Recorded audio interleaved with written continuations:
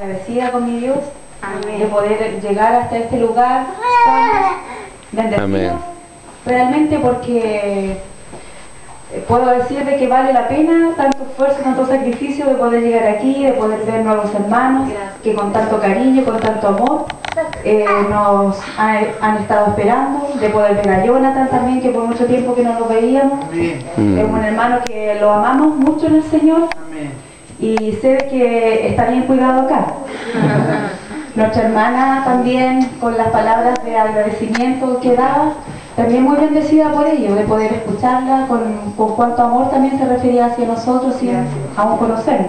Amén. Nuestro hermano Juan, también Dios le bendiga grandemente. Gracias por extendernos su casa.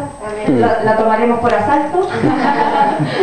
A mis hermanas, la esposa de nuestro pastor, también nuestro pastor, Dios le bendiga grandemente. Gracias por abrir las puertas de la iglesia, porque sin duda se ve que va a ser de gran bendición la estadía aquí en este lugar. Amén.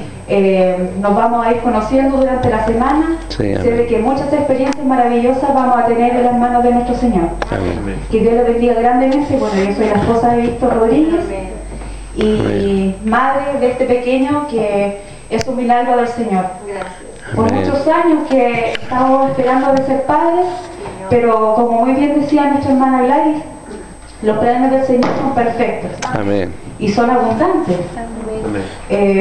Bueno, el Señor esperó tanto tiempo de poder concedernos un hijo que se encargó de bendecirnos en gran manera, de poder estudiar con mi esposo, de poder formar una familia, de conformarnos, de madurar en el Señor, hasta que Dios nos dio este privilegio de poder ser padres. Amén. Y alabo y bendigo el nombre del Señor porque todo lo que Él ha hecho ha sido bueno para nuestra vida. Amén. Que Dios de Padre bendiga grandemente.